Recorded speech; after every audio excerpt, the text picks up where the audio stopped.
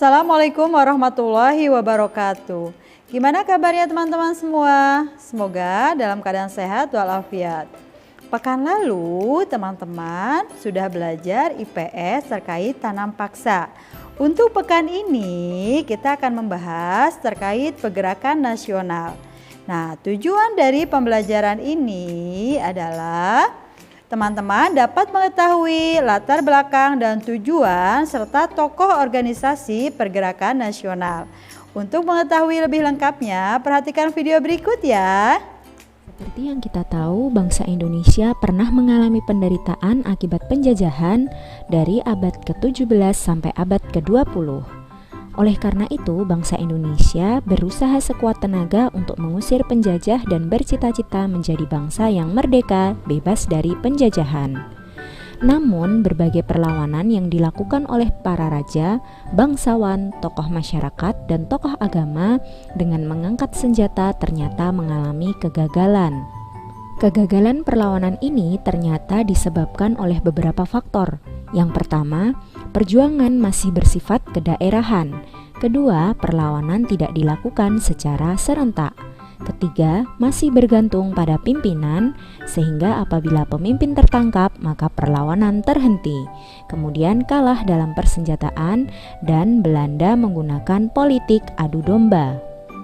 Belajar dari pengalaman tersebut, kaum terpelajar yang sudah menempuh pendidikan ingin berjuang dengan cara yang lebih modern, yaitu menggunakan kekuatan organisasi. Lahirnya organisasi-organisasi tersebut menandai lahirnya masa pergerakan nasional.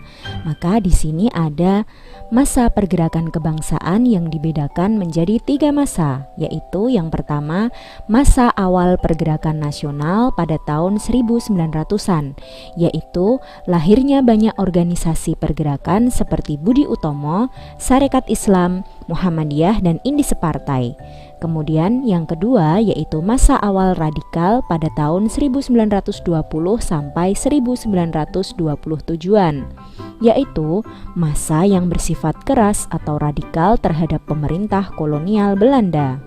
Pada masa ini, pejuang menggunakan asas non-kooperatif, yaitu tidak mau bekerja sama. Organisasi-organisasi yang bersifat radikal pada masa itu adalah Perhimpunan Indonesia atau PI, Partai Komunis Indonesia atau PKI, dan Partai Nasional Indonesia atau PNI. Masa yang ketiga yaitu masa moderat pada tahun 1930-an. Pada masa moderat, organisasi-organisasi tersebut telah menggunakan asas kooperatif, yaitu asas mau bekerja sama dengan pemerintah kolonial Belanda. Organisasi ini seperti Partindo 1930, PNI Baru, Partai Indonesia Raya atau Parindra, Gerakan Rakyat Indonesia atau Gerindo, dan Gabungan Politik Indonesia atau GAPI. Selain organisasi-organisasi politik, juga ada organisasi keagamaan seperti Pergerakan Tarbiyah Islamiyah yaitu PERTI, Majelis Islam A'la Indonesia atau MIAI, Young Islamic Tenbon, Sumatera Tawalib di Minangkabau, Persatuan Pemuda Kristen dan Persatuan Pemuda Katolik, serta organisasi perempuan.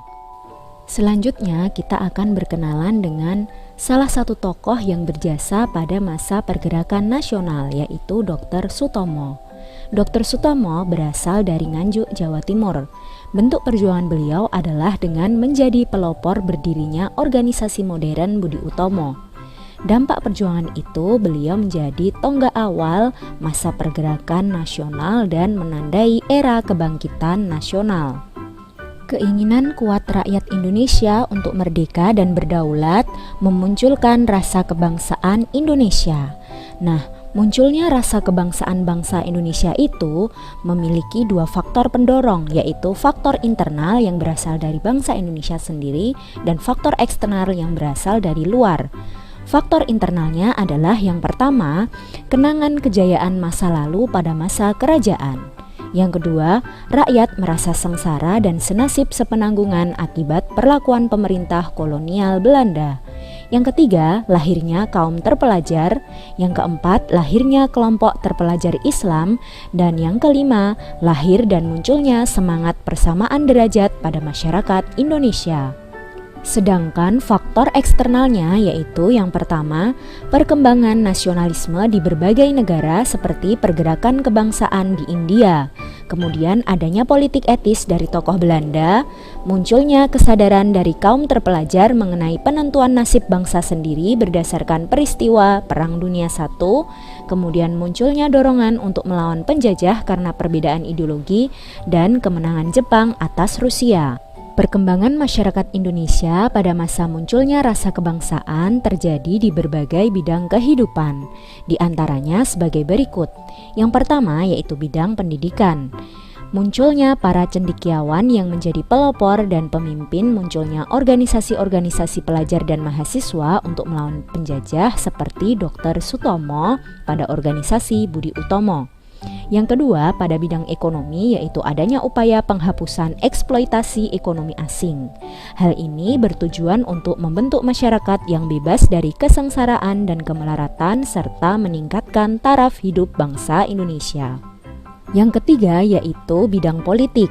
Dengan munculnya organisasi-organisasi pergerakan yang menyuarakan masyarakat pribumi untuk lepas dari penindasan penjajah dan mulai munculnya paham-paham baru seperti nasionalisme, liberalisme, sosialisme, demokrasi, dan Pancasilaisme. Kemudian pada bidang sosial dan budaya dengan melakukan pembentukan identitas nasional seperti penggunaan nama Indonesia dalam menyebut negara kita. Kemudian juga adanya upaya untuk melindungi, memperbaiki, dan mengembalikan budaya Indonesia yang hampir punah karena budaya asing yang dibawa oleh penjajah. Terima kasih teman-teman sudah menyaksikan videonya. Nah, sekarang tugas teman-teman setelah menyaksikan video, teman-teman juga bisa literasi ya di tema 7 terkait pergerakan nasional. Nah, untuk tugasnya nanti ada lembar LK yang akan ditunjukkan oleh ayah dan bundanya. Selamat mengerjakan teman-teman. Terima kasih. Assalamualaikum warahmatullahi wabarakatuh.